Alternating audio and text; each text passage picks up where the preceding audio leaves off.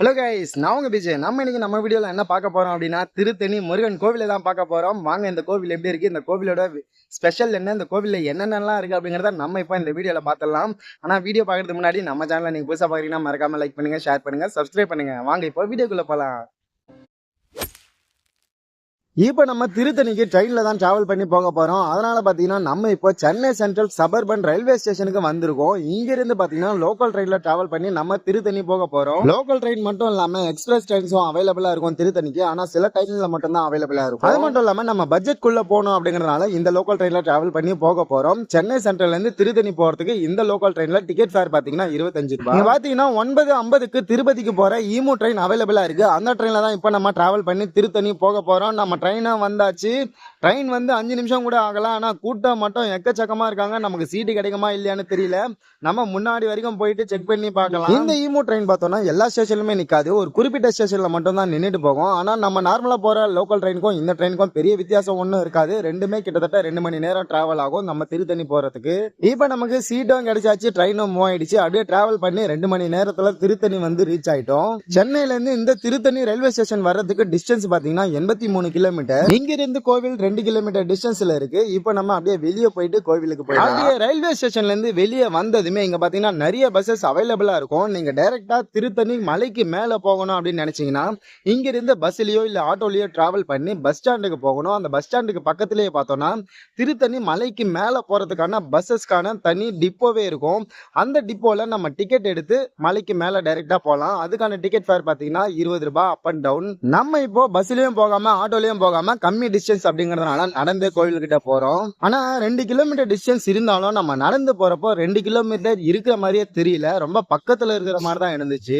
எப்படியோ நடந்து நம்ம கிட்ட வந்துட்டோம். இங்க இருந்து பாத்தீங்கன்னா 500 மீட்டர் டிஸ்டன்ஸ்ல தான் கோவிலோட படிகள் இருக்கு. இப்ப நம்ம மலைக்கு மேல இந்த படிகள்ல ஏறி தான் மேல போக போறோம். படிகள் ஏறதுக்கு முன்னாடியே பார்த்தோம்னா இங்க மொட்டை அடிக்கிற இடம் இருக்கு. இந்த இடத்துல நீங்க யாராவது மொட்டை அடிக்கணும் அப்படின்னு நினைச்சீங்கன்னா இங்க மொட்டை அடிச்சுக்கலாம். இங்க மொட்டை அடிச்சுக்கிட்டு அப்படியே பக்கத்திலேயே பார்த்தோம்னா இங்க ஒரு குளம் இருக்கு. அந்த குளத்துல போய் குளிச்சுட்டு அங்க இருந்து டைரக்டா நம்ம படிகள் ஏறி மலைக்கு மேல போலாம். இந்த குளமும் குளத்துக்கு முன்னாடி கோவிலும், இந்த கோவிலுக்கு பக்கத்துல இந்த மலையும், இந்த வியூ பாக்குறதுக்கு வேற லெவல்ல இருக்கு. ஆனா இந்த குளம் வந்து ரொம்ப ஆழமா இருக்கு அப்படின்னு சொல்லி சொல்றாங்க. அது மட்டும் இல்லாம ஒரே பாசியா இருக்கு. அதனால நம்ம நின்னாலே வழுவழுன்னு வழுக்குது. நீங்க குளிக்க வரும்போது கேர்ஃபுல்லா குளிங்க. நம்ம கால் மட்டும் நினைச்சுக்கலாம் அப்படின்னு சொல்லி கால் மட்டும் நினைச்சுக்கிட்டோம். அது மட்டும் இல்லாம இந்த குளம் ரொம்ப ஆழமா இருக்கு அப்படிங்கறதுனால ஒருவேளை நம்ம இந்த குளத்துல இறங்கி நம்மளுக்கு ஏதாவது உயிரிழப்பு இல்ல அசம்பாவிதம் ஏதாவது நடந்தா அதுக்கு நிர்வாகம் பொறுப்பு இல்லை அப்படின்னு சொல்லி போர்டுல மென்ஷன் பண்ணி வச்சிருக்காங்க. அதனால நீங்க இந்த குளத்துக்கிட்ட கால் நினைக்க வரும்போதோ இல்ல குளிக்க வரும்போதோ ரொம்ப கேர்ஃபுல்லா இருக்கு. அந்த குளத்தை தாண்டி அப்படியே முன்னாடி வந்தோம்னா இங்க இருந்து படிகள் ஸ்டார்ட் ஆகுது. இங்க இருந்து நம்ம மலைக்கு மேல போக படிகள் பார்த்தோம்னா 365 படிகள் இருக்கு. அதாவது 365 நாள், வருஷத்துல 365 நாள் இருக்குல்ல, அதுல ஒவ்வொரு நாளைக்கு ஒரு படிகளை ரெப்ரசென்ட் பண்ணிருக்காங்க. 365 படிகள் தானே, ஈஸியா ஏறலாம் அப்படின்னு நினைச்சேன். ஆனா அடிக்கிற வெயிலுக்கு நம்ம நெருப்புல நடக்கிற மாதிரி இருக்கு. இதுக்கு மேல நடக்க முடியாது, ஓட வேண்டிதான் அப்படின்னு சொல்லி கடகடன்னு நடக்க ஆரம்பிச்சுட்டேன். நம்ம நடக்கும்போது இங்க பாத்தீங்கன்னா அங்கங்க நிறைய மண்டபங்கள் இருக்கு. இந்த மண்டபங்கள் கிட்ட ரெஸ்ட் எடுத்து போனோம்னா ஈஸியா மேல போயிடலாம். ரெஸ்ட் இல்லாம நடந்து போனோம்னா நம்ம மேல போயிடுவோம். அந்த அளவுக்கு கால் கொதிக்குது. நம்ம இந்த படிகள் ஏறி போகும்போது பார்த்தோம்னா 2 பக்கமும் நிறைய கடைகள் இருக்கு. ஆனா இப்ப நம்ம போற டைம்ல பாத்தீங்கன்னா கடைகள் எல்லாமே மூடி இருக்கு. மார்னிங் டைம்லயும் இல்ல ஈவினிங் டைம்லயும் ஓபன்ல இருக்கும் அப்படின்னு நினைக்கிறேன். நானும் ஈஸியா ஏறி வந்துடலாம் அப்படின்னு நினைச்சேன். ஆனா ரொம்ப மூச்சு முட்டிச்சுங்க நடந்து வர்றதுக்குள்ள. அடிக்கிற வெயிலுக்கு முருகன் மலைக்கு மேல எல்லாம் நடந்து வரப்ப பாதி வழியிலேயே தெரிஞ்சிட்டாரு. இந்த கோவில்லயே எனக்கு ரொம்ப பிடிச்சது இந்த கோபுரம் தான். எவ்வளவு அழகா இருக்கு பாருங்க. ஆனா இப்ப நம்ம இந்த கோபுரம் வழியா மேல போக முடியாது. அதுக்கு பதிலா ரைட் ஹேண்ட் சைடு புதுசா கட்டியிருக்காங்க. அந்த படிகள்ல மட்டும் தான் நம்ம போக முடியும்.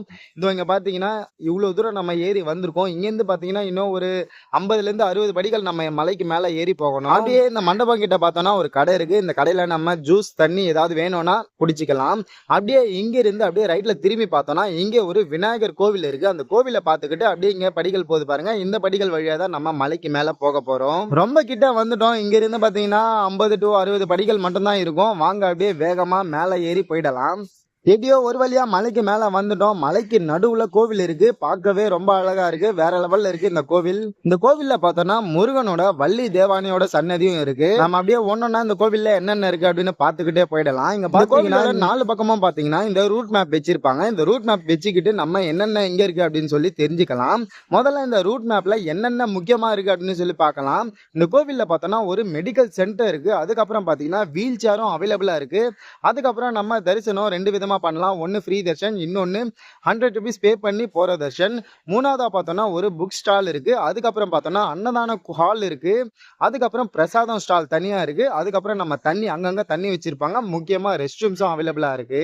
இவ்வளவு ஃபெசிலிட்டிஸ் இந்த கோவில்ல இருக்கு. இந்த கோவிலோட டைமிங் பார்த்தோம்னா காலையில 6 மணில இருந்து நைட் 8:45 வரைக்கும் ஓபன்ல இருக்கும். நீங்க பாத்தீங்களா மேல வந்ததுமே இந்த கோவில சுத்திட்டு வர்றவங்களுக்காக இந்த மேட்டு போட்டிருக்காங்க. இந்த மேட்டு போட்டிருக்கிறதுனால வெயிலுக்கு நடக்கிறதுக்கு ரொம்ப கம்ஃபர்டபுளா இருக்கு.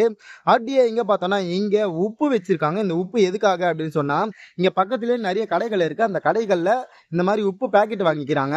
உப்பு பாக்கெட் வாங்கி டிஷ் சுத்தி இங்க அந்த உப்பை போடுறாங்க. இது பாத்தீங்கன்னா முருகனோட சன்னதிக்கு எதிரில இந்த மாதிரி பண்ணி கற்பூரம் ஏத்தி வேண்டிக்கிறாங்க. நம்ம ஆல்ரெடி பார்த்தோம்ல 2 விதமா தரிசனம் பண்ணலாம் அப்படின்னு சொல்லி டிக்கெட் வாங்கி போற தர்ஷன் இப்படி போகணும், ஃப்ரீ தர்ஷனுக்கு இந்த பக்கம் போகணும். நம்ம இப்போ ஃப்ரீ தர்ஷன் தான் போக போறோம்.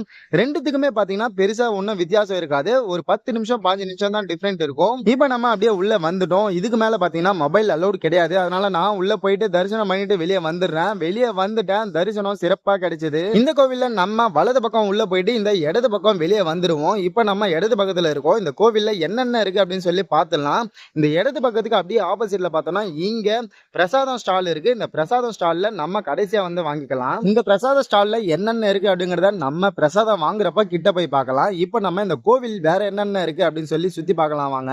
நம்ம படிகள்ல நடந்து வரும்போது இந்த கோபுரத்தோட ஃப்ரண்ட் வியூ பார்த்தோம். இப்போ பேக் வியூ பாக்குறோம். எப்படி பார்த்தாலும் இந்த கோபுரம் வேற லெவல்ல இருக்கு. அது மட்டும் இல்லாம இந்த கோபுரத்துக்கு முன்னாடி அந்த வியூ பாக்குறதுக்கு வேற லெவல்ல இருக்கு. இந்த வே ஓபன் பண்ணாங்கன்னா நம்ம வர்றதுக்கும் இறங்குறதுக்கும் வேற லெவல்ல இருக்கும் போல.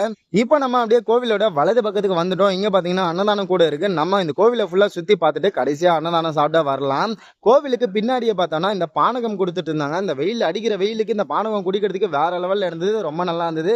நம்மளும் அப்படியே வாங்கி குடிச்சிட்டு அப்படியே பின்பக்கத்துக்கு வந்துட்டோம். இங்க பாத்தீங்கன்னா பின்பக்கம் மூடி இருக்காங்க. ஒருவேளை கூட்டம் அதிகமா இருக்கும்போது இந்த வழியாவும் உள்ள அனுப்புவாங்க போல. இப்போ கூட்டம் ரொம்ப கம்மியா இருக்கிறதுனால ஃப்ரீ தர்ஷன் பே தர்ஷன் 2 வழியா மட்டும் தான் உள்ள அனுப்புறாங்க. அது மட்டும் இல்லாம வீல் சேர்ல போறவங்க வழியும் இங்கதான் இருக்கு. இந்த கோவிலை பத்தி சொல்லணும் அப்படின்னா பகாசுரனை முருகப்பெருமான் வதம் பண்ண பிறகு கோவம் தணிஞ்சு நிம்மதியா வள்ளி தேவானியோட இங்க வந்து தங்கிட்டாராம். அது மட்டும் இல்லாம முருகனுடைய 6 படை வீடுகள்ல இந்த கோவில் 5வது ஒரு கோவில். அதனால நம்மளும் இந்த கோவிலுக்கு வந்துட்டு போனோம்னா நம்மளுக்கும் அந்த நிம்மதி கிடைக்கும் அப்படின்னு சொல்லி சொல்றாங்க. இந்த வீடியோ பாக்குற நீங்க ஆல்ரெடி இந்த கோவிலுக்கு வந்துருந்தீங்கன்னா உங்களுடைய அனுபவம் எப்படி இருந்தது அப்படின்னு மறக்காம கமெண்ட்ல சொல்லுங்க. அப்படியே கோவிலோட வலது பக்கம் வந்தீங்கன்னா இங்க நிறைய கடைகள் இருக்கு. இந்த கடைகள்ல பூஜை சாமான்ல இருந்து சாப்பாடு வரைக்கும் நமக்கு எல்லாருமே கிடைக்கும். அப்படியே இந்த கடைகளுக்கு எதிரில் பார்த்தோம்னா இங்க ஒரு பெரிய மண்டபம் இருக்கு. இந்த மண்டபத்துல பார்த்தோம்னா கல்யாணங்களும் பண்ணுவாங்க, காது குத்தம் பண்ணுவாங்க. காது குத்துறதுக்கு பாத்தீங்கன்னா 50 ரூபாய் அப்படின்னு சொல்லி மென்ஷன் பண்ணிருக்காங்க. இப்ப பார்த்தோம்னா எல்லாருமே ரெஸ்ட் எடுத்துட்டு இருக்காங்க இங்க. அப்படியே கொஞ்சம் முன்னாடி வந்தீங்கன்னா இங்க பார்க்கிங் ஏரியா இருக்கு. இங்க பாத்தீங்கன்னா காரு 2 வீலர் மட்டும் தான் இந்த மலைக்கு மேல வரைக்கும் வந்து பார்க் பண்ண முடியும். மலைக்கு கொஞ்சம் கீழே போனோம்னா அங்க பெரிய பெரிய வெஹிக்கல்ஸ் அதாவது பஸ் வேன் அப்படியே அந்த வெஹிக்கல் எல்லாம் மலைக்கு பாதி வழியிலேயே பார்க்கிங் ஏரியா இருக்கும். அங்க பார்க் பண்ணிக்கலாம். நம்ம மலைக்கு மேல டைரக்டா பஸ்ல வந்தாலும் இந்த மலைக்கு பாதி வழியில தான் நிப்பாட்டுவாங்க. அங்கிருந்து நம்ம ஒரு 20-30 படிகள் ஏறி மலைக்கு மேல வர்ற மாதிரி இருக்கும். இப்போ நம்ம தரிசனமும் பண்ணியாச்சு. கோவிலை ஃபுல்லா சுத்தி பார்த்தாச்சு. கோவில்ல என்னென்ன இருக்கு எங்கெங்க இருக்கு அப்படிங்கறத உங்களுக்கு ஒரு ஐடியா வந்திருக்கும். இப்போ நம்ம டைரக்டா அன்னதானம் சாப்பிட்டு தான் வந்துட்டோம். இங்க பாத்தீங்கன்னா அன்னதான கூட்டத்துக்கு நிறைய பேர் இருக்காங்க. அந்த கூட்டத்துல நம்மளும் இருந்து வெயிட் பண்ணி உள்ள வந்துட்டோம். இங்க பாத்தீங்கன்னா நம்மளோட டோக்கன் பாத்தீங்களா 1201வது ஆளு தான் நம்ம. அப்படியே உள்ள வந்துட்டோம். இங்க பாத்தீங்கன்னா வாழையில போட்டு அதுல பொரியல் போட்டு அதுல சாப்பாடு, சாம்பார், ரசம், மோர் அப்படின்னு சொல்லி இந்த விதமான ஐட்டம்ஸ் எல்லாம் வச்சிருக்காங்க. சாப்பாடும் ரொம்ப நல்லா. நம்மளும் அப்படியே சாப்பிட்டுட்டு கடைசியா பிரசாதம் வாங்க வந்துட்டோங்க. இந்த பிரசாத ஸ்டால்ல பார்த்தோம்னா 6 விதமான ஐட்டம்ஸை நம்ம வாங்கிக்கலாம். என்னென்ன அப்படின்னு பாத்தீங்கன்னா லட்டு, தேன்குழல், மிளகு வடை, அதிரசம், சக்கரை பொங்கல், புளியோதரை. இந்த 6 விதமான ஐட்டம்ஸை நம்ம இந்த பிரசாதம் ஸ்டால்ல வாங்கிக்கலாம். இதோட பிரைஸ் பாத்தீங்கன்னா எல்லாமே 15 ரூபாய் மட்டும் தான்.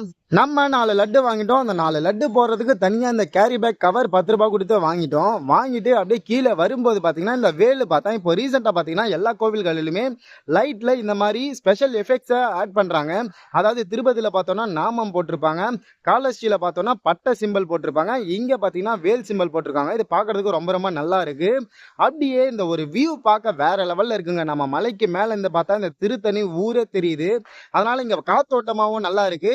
மேல வந்ததும் கீழே போனோம் அப்படின்னு தோணல, இங்கே இருக்கலாம் அப்படின்னு தோணுது. ஆனா நம்மளுக்கு ட்ரெயினுக்கு டைம் ஆகுது அப்படின்னு சொல்லி நம்ம கீழே இறங்கி வந்து இந்த வீடியோல இந்த கோவில் எப்படி இருக்கு, இந்த கோவில்ல என்னென்ன இருக்கு அப்படிங்கறத ரொம்ப கிளியரா சிம்பிளா உங்களுக்கு புரிஞ்சிருக்கும் அப்படின்னு நினைக்கிறேன். அப்படி புரிஞ்சதுன்னா மறக்காம இந்த வீடியோக்கு ஒரு லைக் போட்டு மறக்காம சப்ஸ்கிரைப் பண்ணுங்க. இதே மாதிரி இன்னொரு வீடியோல நாம மீட் பண்ணலாம். அது வரைக்கும் டேக் கேர் அண்ட் பை.